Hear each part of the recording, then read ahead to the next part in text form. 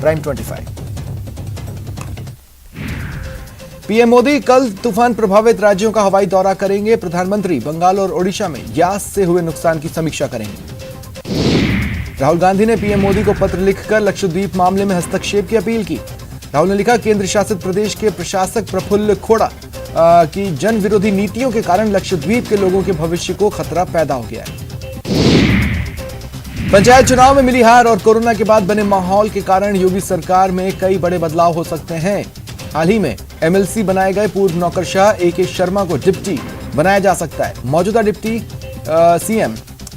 Deputy CM Keshav Maurya वापस संगठन में भेजे जा सकते हैं। आईएमए ने बाबा रामदेव के खिलाफ दिल्ली के पार्लियामेंट स्ट्रीट पुलिस स्टेशन में एफआईआर दर्ज कराई। आरोप है बाबा रामदेव ने दवाओं को लेकर लोगों में भ्रम फैलाया। केंद्र सरकार ने कोरोना काल में मारे गए पत्रकारों के परिवार वालों को आर्थिक मदद की मंजूरी दी। शुरुआत में 67 पत्रकारों के परिवार को मदद मिलेगी। स्पुतनिक वी वैक्सीन जून के दूसरे सप्ताह से उपलब्ध होगी। शुरुआत में ये वैक्सीन अपोलो हॉस्पिटल के माध्यम से उपलब्ध होगी। जानकारी अपोलो हॉस्पिटल की कार्यकारी उपाध्यक्ष ने दी। कनाडा की कंपनी सैनोटाइज ने दावा किया कि उसने नाक से डालने वाला ऐसा स्प्रे बनाया है जो 99.99% कोरोना वायरस को खत्म कर देगा।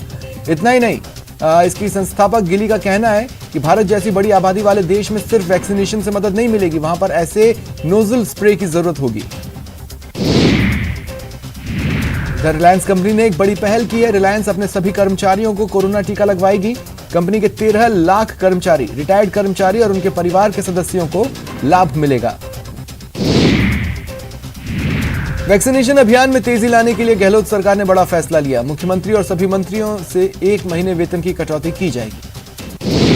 स्वास्थ्य मंत्रालय ने कहा, देश में कोरोना से ठीक होने की दर बढ़ी है। रिकवरी रेट बढ़कर 90% हो गया। 24 राज्यों में केस घट रहे हैं। डॉक्टर वीके पॉल ने कहा, हमारा प्रोटोकॉल स्पष्ट है। दिए गए दोनों डोज एक ही वैक्सीन के होने चाहिए।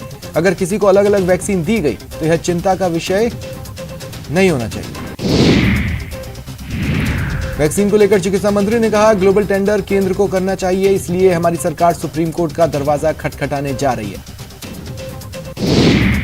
मौत के आंकड़ों को लेकर चिकित्सा मंत्री ने बीजेपी पर निशाना साधा। रघु शर्मा ने कहा, बीजेपी को मौत का आंकड़ा देखना है तो गंगा किनारे जाकर देखे। हमारी सरकार ने इस मामले में ऑडिट कराने का फैसला किया है।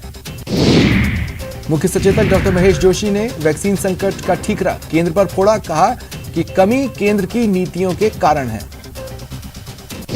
महंगाई को लेकर पीसीसी चीफ डोटासरा ने केंद्र को आड़े हाथों लिया। कहा, देश के संस्थानों को नष्ट किया जा रहा है। मंत्री खाचरियावास ने पेट्रोल डीजल के दामों पर केंद्र को घेरा। कहा, पेट्रोल डीजल दामों पर सारे रिकॉर्ड टूट गए। राजा का कर्तव्य है संकट में लोगों का साथ दें। जयपुर में महिला गैंग रेप मामले में बीजेपी प्रदेश अध्यक्ष पूनिया ने राज्य सरकार पर हमला बोला और बिगड़ती कानून व्यवस्था को लेकर सवाल उठाए। मरुधरा में बीते 24 घंटे में 3,454 नए कोरोना केस आए। 85 की मौत हुई। 71,000 से कम एक्टिव केस हो चुके हैं। इधर कोटा में लॉकडाउन के दौरान ड्यूटी कर रहे एक पुलिसकर्मी और बीजेपी के पूर्व पार्षद के बीच जमकर कहासुनी हुई।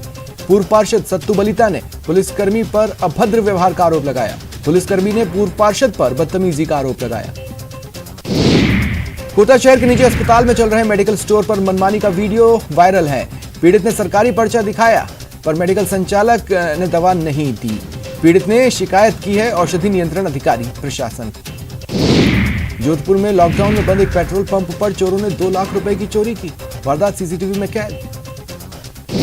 सीकर के जनाना अस्पताल में बनाए गए पालना गृह में आज एक लावारिस नवजात मिला। उसे उसके माता पिता लावारिस छोड़ चले गए। अस्पताल स्टाफ को इसकी जानकारी मिली तो उसे भर्ती किया गया। वो स्वस्थ है।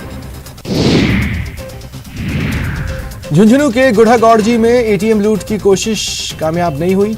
बस स्टैंड के पास यूको बैंक के एटीएम को नकाबपोश बदमाशों ने तोड़ने की कोशिश की। कोटा की नयापुरा पुलिस ने एक शराब तस्कर को 15 पेटी शराब के साथ पकड़ा। ये कार में शराब की पेटियां भर बेचने जा रहा था। सेंट्रल हज कमेटी ने इस साल होने वाली पाक हज यात्रा को लेकर ऑफिशियल गाइडलाइंस जारी की। करीब 4,000 हाजियों को सऊदी जाने का मौका मिलेगा। प्रदेश से 125 यात्रियों को हज का मौका मिलने की उम्मीद है।